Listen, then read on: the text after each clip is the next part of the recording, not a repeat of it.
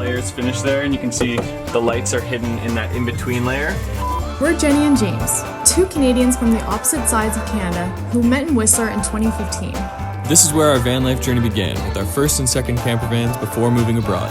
Having done van life in Canada and Australia, we've experienced the bitter cold, the extreme heat, and a whole lot of ups and downs. In the summer of 2020, we decided it was time to take our hobby to the next level and build camper vans full-time. After building several vans, we wanted to share with you what we've learned. Subscribe and follow along in our first build series, where we show you how to do everything from square one to the finishing touches.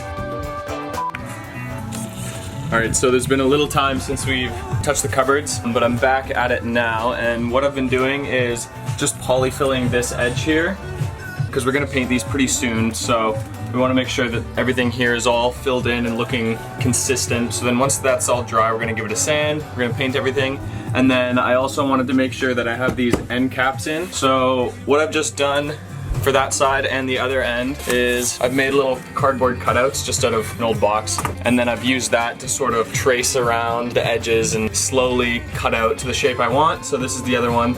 So it fits in on the outside like that. So it fits the contours. It's pretty flush on all sides as well. And for this one, I'm gonna paint it first because I'm not gonna be able to get in that gap to paint the outside. So we'll be doing that soon. I think now I'm just gonna make some dividers, the other 3 walls that we'll need to make along there.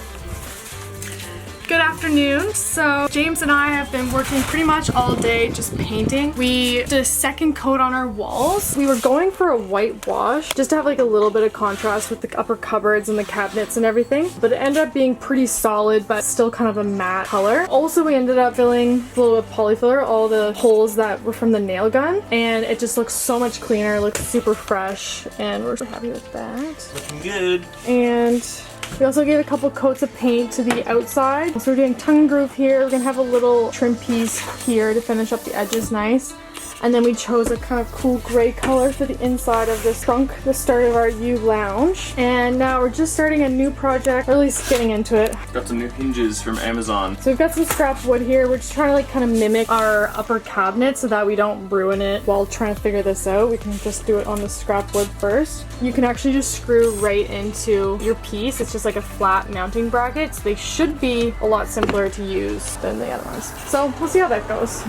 So we decided against using those new Amazon hinges like these. So basically they were really easy to use. However, they weren't soft close, and everything else is soft close in our van, so we really wanted to keep that up. So we've decided to use the kind of standard hinges. They're a little bit harder to use because you need to make your own hole for this part. And we've got Forstners for that, and it's a really specific size. So we've got these 1 Forstners. 3/8. Yeah, so they're basically like this. They make a really nice flat hole. And the size you need is the 1 3/8. Very specific. Anyways, so they'll basically allow you to carve a hole for that piece of the hinge, and ours is gonna act like this part. Show them how it works. Okay, So this is the top part, which is up there. that's like this. And then this is the door. So if we measured it correctly, it would be nice and flush against there. And then when you open it, it's gonna open up like that. And then it is soft close. So I'll show you again, it like slowly closes. Yeah. To make it real nice. They're pretty nice. These ones are like, you can't even bend them like this unless you have wood on them, and they really snap shut when you have 2 wood pieces together. So it would just be like a really loud bang every time you close your cupboard door, and not really keen on that. I think they are a really good product because like setting them up is so simple.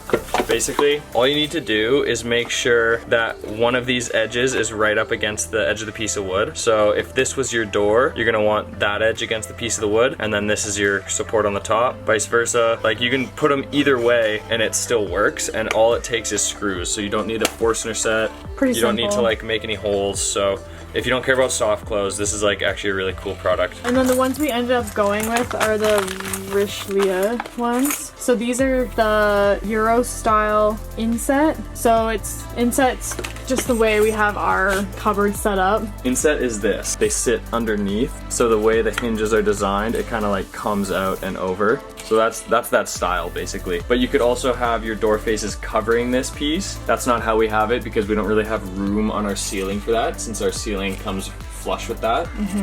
But if you design yours slightly different, you could get ones that overlap there. I think they are a little cheaper. But yeah, these are the Inset Euro hinge, and the Euro hinge is soft close. good, guys. So James and I are working on our cupboards today, and basically what we're doing right now is making the holes for the hinges. So these don't have the holes already because they're actually IKEA drawer faces.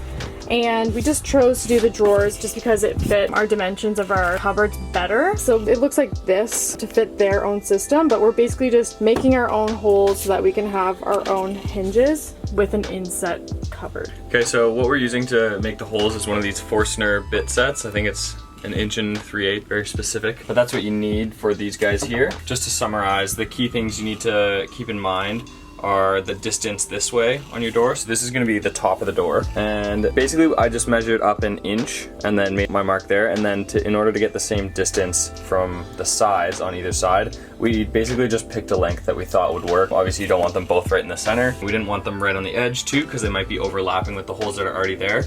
So we just went with like 13 centimeters. And we're just gonna keep it all the same. And we got one up already. See it?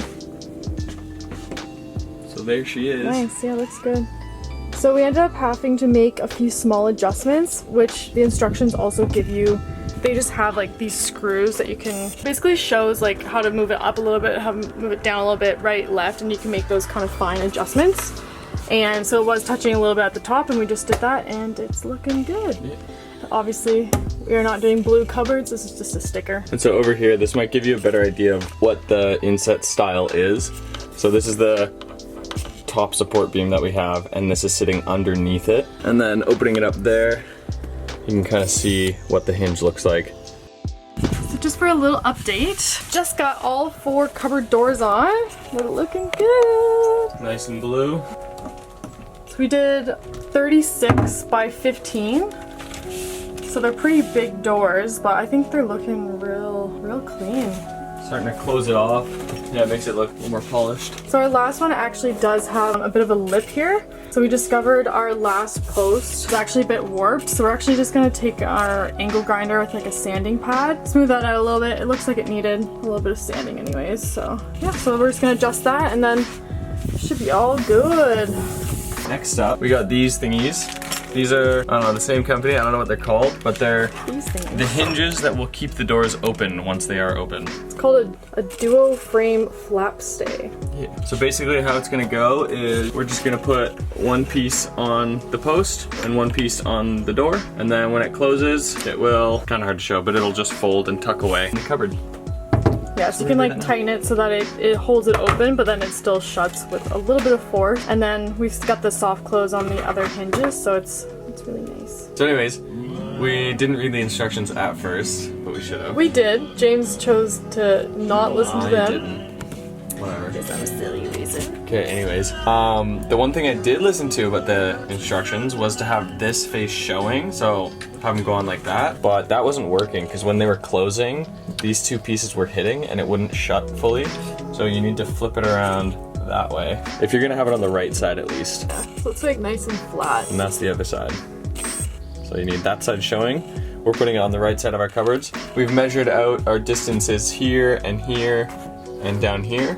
So this is 16 millimeters to the first screw. This is, 16 centimeters. This is 116 millimeters, and this is 45 millimeters. So that's when they share one post. So 2 are sharing one. So that was approximately 45. Our first cupboard down here, it had the full post. So it actually had a different measurement of around 55 or 57. So just make a note that they all might be a little bit different. Yeah, anyway, so once you get those in, it's all measured. These just snap into place like so. 1, 2. And then they're not very tight, but there is a way to tighten them. So you just take an Allen key in this side here, just give it a crank like that, and it'll hold. Nice. And then here's a small clip of our van tour where I talk about our cabinetry and our design. So with this van, we wanted to keep it really clean and modern. So we have really nice white cabinetry. We did black accents on the stove and the sink.